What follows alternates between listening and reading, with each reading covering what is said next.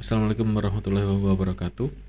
Pada video kali ini kita akan membahas tentang fungsi dan kelas, function and class. Jadi di sini fungsi pada Python itu adalah kumpulan perintah atau baris kode yang dikelompokkan menjadi satu kesatuan untuk kemudian bisa dipanggil atau digunakan berkali-kali. Sebuah fungsi bisa menerima parameter, bisa mengembalikan suatu nilai, dan bisa dipanggil berkali-kali secara independen.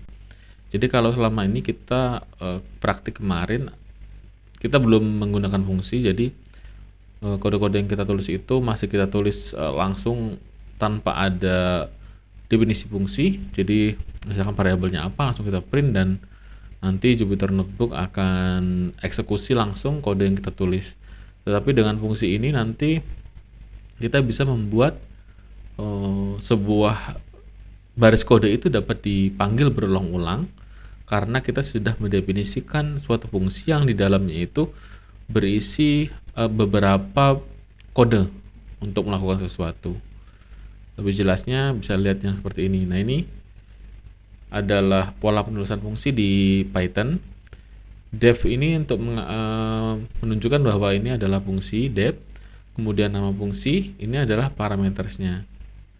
Jadi fungsi diawali dengan def ya, atau define atau definition. Kemudian di dalam fungsi terdapat parameter atau argumen. Nanti parameter ini bisa kita panggil di dalam fungsinya ini. Jadi penulisannya seperti ini: def, nama fungsi, buka kurung bulat, parameter, tutup kurung bulat, titik 2, kemudian ada indentasi. Karena biasanya kalau ada atau setelah titik 2 dia ada indent ke dalam seperti ini. Kemudian cara manggilnya nanti seperti ini. Misalnya saya mengisi parameternya itu berisi ini adalah parameter. Kemudian parameter ini dieksekusi. Ini hanya kode biasa, yaitu untuk melihat isi dari parameter menggunakan print. Misalkan kita running, jadi ya tampilannya hanya seperti ini. Nah, ini adalah fungsi halo. Misalnya kita membuat fungsi namanya fungsi halo, masih sederhana. Jadi hanya menyampaikan halo selamat datang nama. Nah, di sini parameternya nama parameternya adalah nama. Artinya nama dari yang datang, yang kita sapa. Kemudian saya panggil fungsi halo. Lalu saya isi parameter nama ini atau variabel nama ini dengan Hartono. Jadi ketika di running dia hasilnya akan seperti ini. Halo, selamat datang Hartono.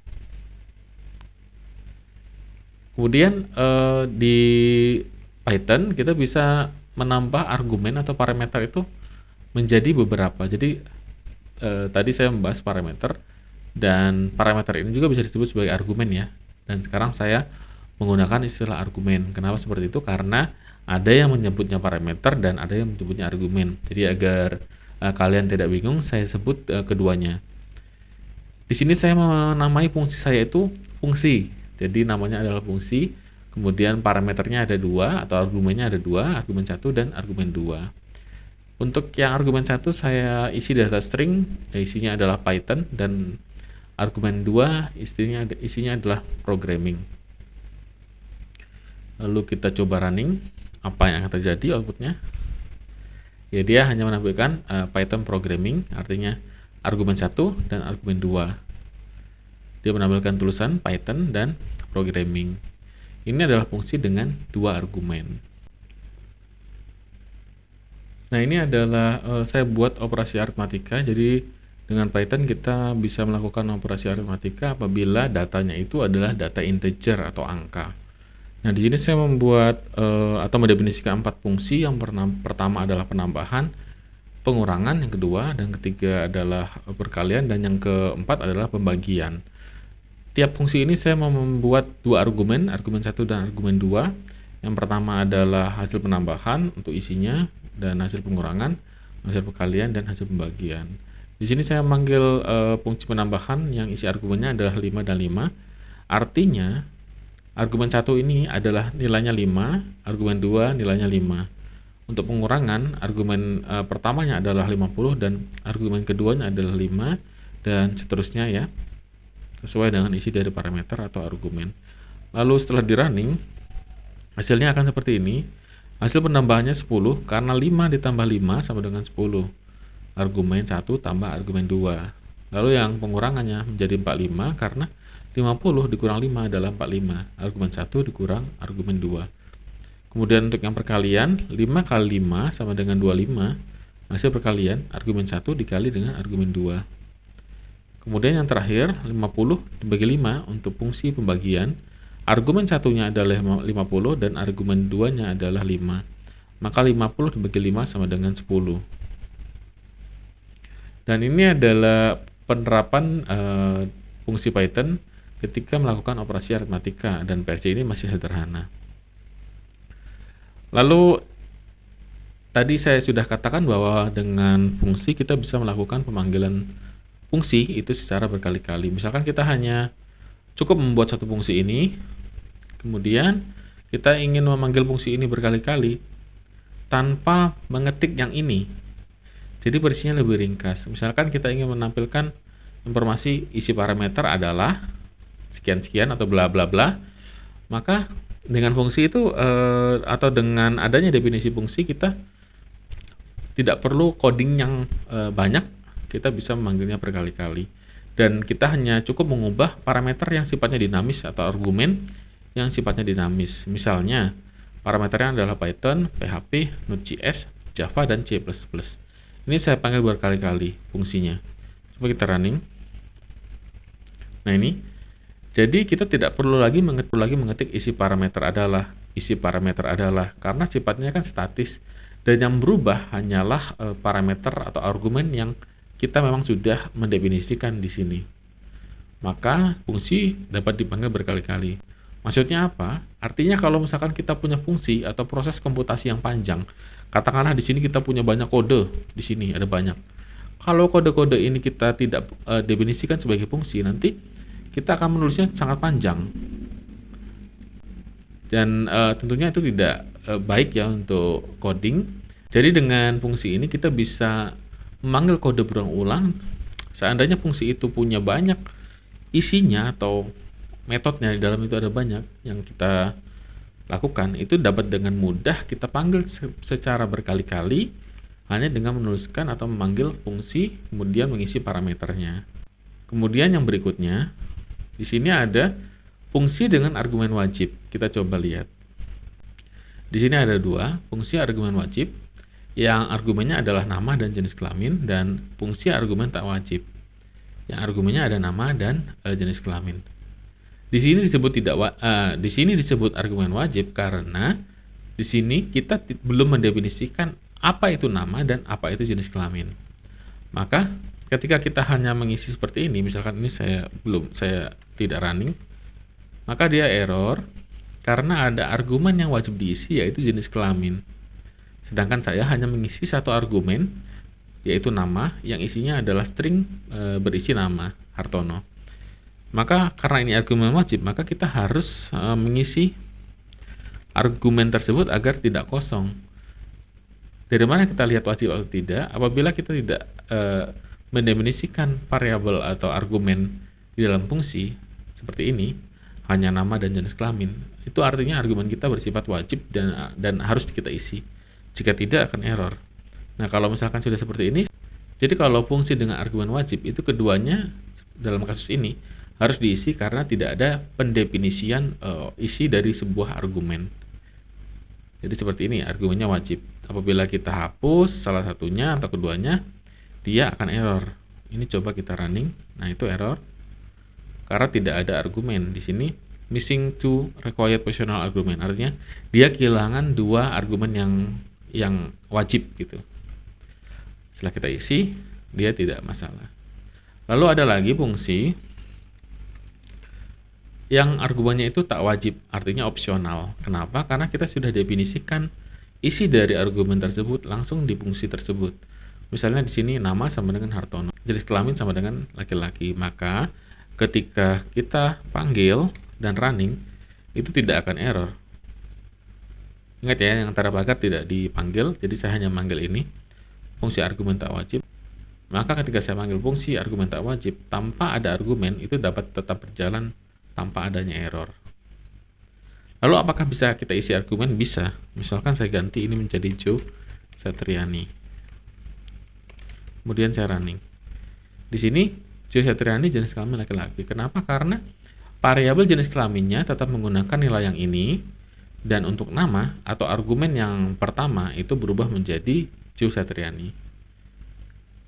Artinya kita bisa mengisi keduanya atau salah satu saja, karena variabelnya, nilai dari argumennya itu setelah didefinisikan. Kemudian selain fungsi, ada juga kelas. Jadi kelas adalah versi kompleks dari fungsi. Karena dapat membuat objek dan atribut saat menggunakan kelas, programmer dapat membuat atribut dan properti. Ini misalnya seperti ini.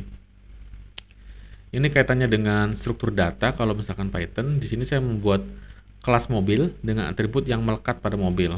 Misalnya, jadi diawali oleh kelas ya. Kemudian nama kelasnya adalah mobil. Ini contoh sederhana. Kemudian ada atribut atau propertinya adalah merek, warna, roda, dan tahun. Nanti saya bisa panggil seperti memanggil fungsi, yaitu misalkan menggunakan kurung seperti ini. Nah ini kita memanggil kelas juga caranya seperti itu. Mobil, karena tidak ada argumen di sini, maka hanya kosong ya, seperti ini, tanda kurung 2. Kemudian saya panggil merek di sini menggunakan ini titik merek. Saya isi dengan data string BMW. Mobil titik warna saya isi dengan data string hitam. Kemudian mobil titik roda saya isi dengan nilai integer 4, dan mobil titik tahun saya isi dengan nilai 2002. Ini kaitannya dengan struktur data. Lalu bagaimana setelah kita running? Kita lihat dulu. Jadi nanti hasilnya setelah di running, dia akan menampilkan seperti ini. Print mobil merek, dia yang muncul BMW. Print mobil warna, yang muncul hitam. Mobil roda, yang muncul 4. Dan mobil tahun, yang muncul 2002. Jadi selain properti, sebenarnya kelas ini bisa kita isi dengan sebuah fungsi. Ini adalah contoh yang ini, kelas hanya berisikan dengan atribut atau properties. Kita membuat data kita atau data mobil ini memiliki struktur, memiliki bentuk, mulai dari merek, warna, roda, dan tahun kita definisikan.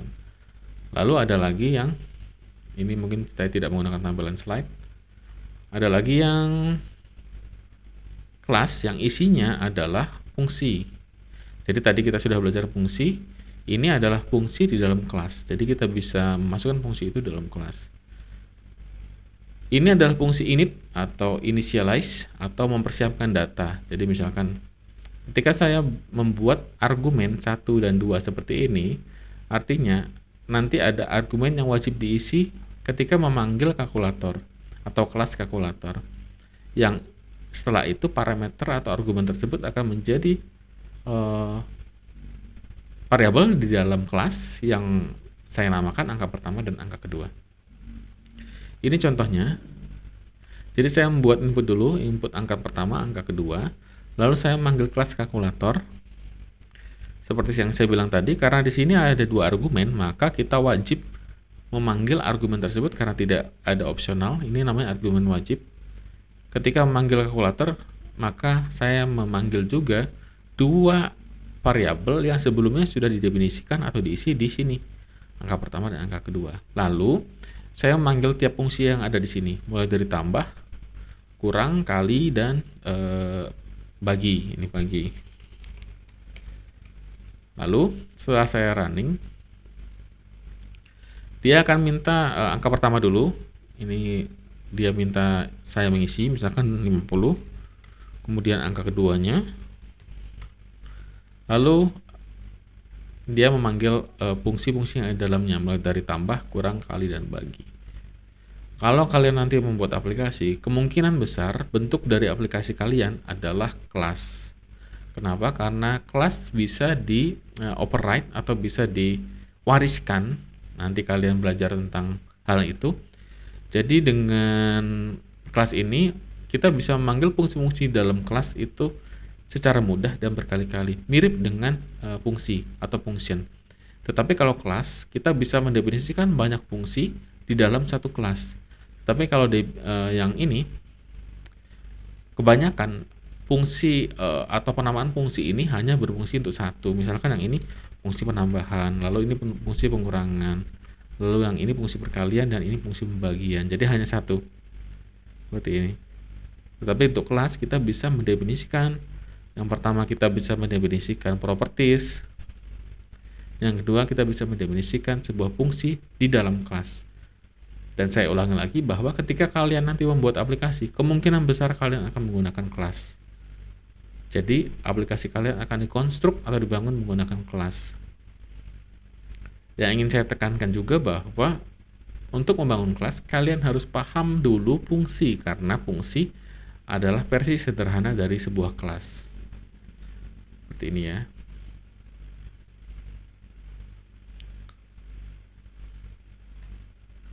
Mungkin ini saja yang dapat saya sharing pada video kali ini, yang membahas atau menjelaskan tentang function and class. Ada baiknya kalian mencari sumber-sumber belajar lain sehingga kalian bisa lebih paham tentang fungsi dan juga kelas. Terima kasih. Saya akhiri. Wassalamualaikum warahmatullahi wabarakatuh.